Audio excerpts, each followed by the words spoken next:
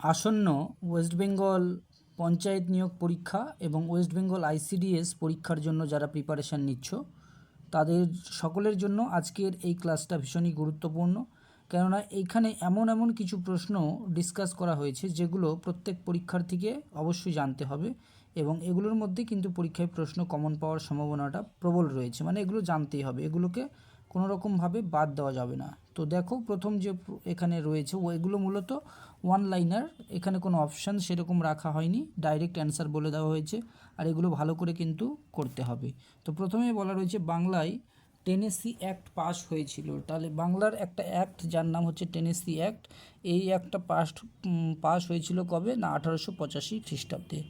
2 নম্বরটা দেখতে পাচ্ছ, দ্বিতীয় ইঙ্গো বার্মা যুদ্ধের সময় ভারতের গভর্নর জেনারেল ছিলেন, এটা হচ্ছে লর্ড ডালহৌসি হবে। তারপরেরটা বলা রয়েছে সাঁওতাল বিদ্রোহের প্রতি সহমর্মী ছিল যে পত্রিকা, খুবই একটি গুরুত্বপূর্ণ প্রশ্ন। এটি হচ্ছে হিন্দু প্যাট্রিয়ট পত্রিকা, যে পত্রিকাটি সাঁওতাল বিদ্রোহের প্রতি সহমর্মী ছিল। এরপরে যেটা রয়েছে সত্যশোধক সমাজ গড়ে তুলেছিলেন, এর উত্তরটা হবে সত্যশোধক সমাজ যিনি গড়ে তুলেছিলেন তিনি হচ্ছেন জ্যোতিরাও ফুলে। এটি কিন্তু এই প্রশ্নের সঠিক অ্যান্সার। প্রত্যেকটা অ্যান্সার ভেরিফাইড এবং প্রত্যেকটা উত্তর কিন্তু এবং কোশ্চেনগুলো আসন্ন পরীক্ষার জন্য গুরুত্বপূর্ণ। পরবর্তী যেটা রয়েছে ভারতে ব্রিটিশ ইস্ট ইন্ডিয়া কোম্পানির অবসান ঘটে, তো ভারতবর্ষে ব্রিটিশ ইস্ট ইন্ডিয়া কোম্পানির অবসান ঘটে 1858 খ্রিস্টাব্দে। পরবর্তী 6-এর দাগে যে প্রশ্নটা রয়েছে পাঞ্জাবের অন্যতম চরমপন্থী নেতা কে ছিলেন, তো পাঞ্জাবের অন্যতম চরমপন্থী নেতা ছিলেন লালা লাজপত রায়। এরপরে 7-এর দাগে যেটা রয়েছে স্বদেশী আন্দোলন পর্বে প্রতাপাদিত্য উৎসব, তাহলে এখানে একটা উৎসবের কথা বলা হয়েছে যার নাম হচ্ছে প্রতাপাদিত্য উৎসব। এই উৎসবটা চালু করেছিলেন কে, তো স্বদেশী আন্দোলন পর্বে প্রতাপাদিত্য উৎসব চালু করেছিলেন সরলা দেবী চৌধুরানী। এরপরে 8-এর দাগে রয়েছে দেখো ইন্ডিয়ান লীগ, যেটা প্রতিষ্ঠা হয়েছিল 1875 খ্রিস্টাব্দে, এটা কে প্রতিষ্ঠা করেছিলেন ইন্ডিয়ান লীগ, তো ইন্ডিয়ান লীগ যিনি প্রতিষ্ঠা করেন তিনি হলেন শিশির কুমার ঘোষ। এরপরে 9-এর দাগে যেটা রয়েছে বলা রয়েছে জাতীয় কংগ্রেসের প্রথম অধিবেশন বসেছিল কোথায়, তো জাতীয় কংগ্রেসের প্রথম অধিবেশন বসেছিল মুম্বাই শহরে, মুম্বাইয়ের গোকুলদাস তেজপাল সংস্কৃত কলেজে কিন্তু এই অধিবেশনটা হয়েছিল, আর এটা মূলত মুম্বাই শহরে। 10-এর দাগে যে প্রশ্নটা রয়েছে বলা রয়েছে ব্রাহ্ম আন্দোলনের সঙ্গে যুক্ত ছিলেন কোন ব্যক্তি, তো উত্তরটি হবে কেশবচন্দ্র সেন। এরপরে প্রশ্ন দেখো 11-এর দাগে চরমপন্থার প্রবক্তা ছিলেন না, তাহলে এর উত্তর হচ্ছে গোপালকৃষ্ণ গোখলে। অপশান অনুযায়ী আমাদের অ্যান্সার দিতে হবে, তবে এই অপশানটা কিন্তু থাকতে পারে, তো গোপালকৃষ্ণ গোখলে কিন্তু চরমপন্থার প্রবক্তা ছিলেন না। এরপরে বলা রয়েছে ব্রিটিশ শাসকরা ছিল বিধির বিধান, বলা হয়েছে কাদের কাছে, এটা নরমপন্থীদের কাছে। পরবর্তী যেটা রয়েছে 13-এর দাগে দক্ষিণ পশ্চিম ভারতে কোম্পানি কোন ভূমি রাজস্ব বন্দোবস্ত চালু করেছিলেন, তো দক্ষিণ পশ্চিম ভারতে কোম্পানি যে ভূমি রাজস্ব বন্দোবস্ত চালু করেছিলেন সেটা হচ্ছে চিরস্থায়ী বন্দোবস্ত। এরপরে 15-এর দাগে যে কোশ্চেনটা রয়েছে বলা রয়েছে আইন করে সতীদাহ প্রথা বন্ধ করেছিলেন কে, তাহলে এটা কম বেশি সকলেরই জানা, লর্ড উইলিয়াম বেন্টিং বন্ধ করেছিলেন 1829 খ্রিস্টাব্দে।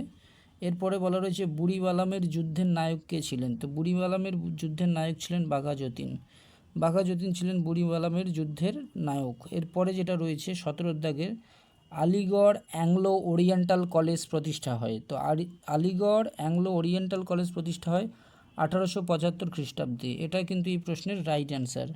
এরপর 18-এর দাগে যেটা রয়েছে দেখো প্রত্যেকটা ওয়ান লাইনার নিয়ে এসেছি যেন অল্প সময়ের মধ্যে বেশি শিখতে পারো।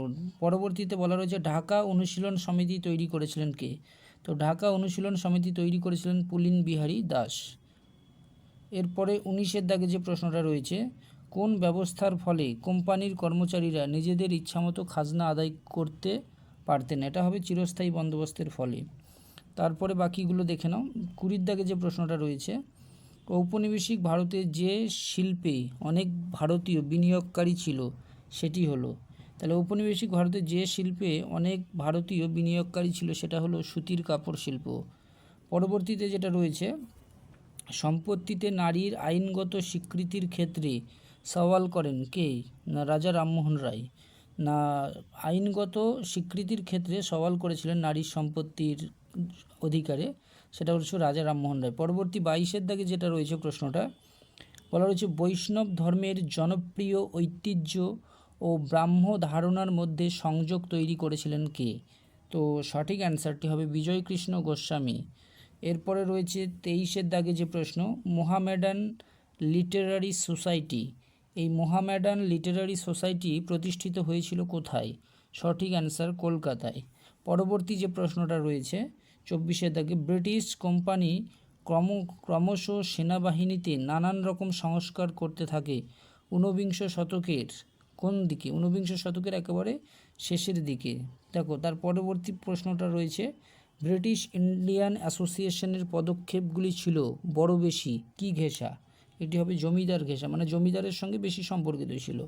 পরে 26-এর দাগে যেটা রয়েছে জাতীয় কংগ্রেসের প্রথম 20 বছরের বার্ষিক অধিবেশনগুলিতে যে সমস্যার প্রসঙ্গ প্রায় আলোচনা করা হতো না সেটি হলো, তাহলে 20 বছরের যে বার্ষিক অধিবেশন, এই অধিবেশনগুলিতে যে সমস্যার কথা আলোচনা করা হতো না সেটা কোনটা, সেটা আমাদের বলতে হবে। তো এখানে উত্তর দিয়ে দিয়েছি, সেটা হচ্ছে সামাজিক সমস্যাগুলো।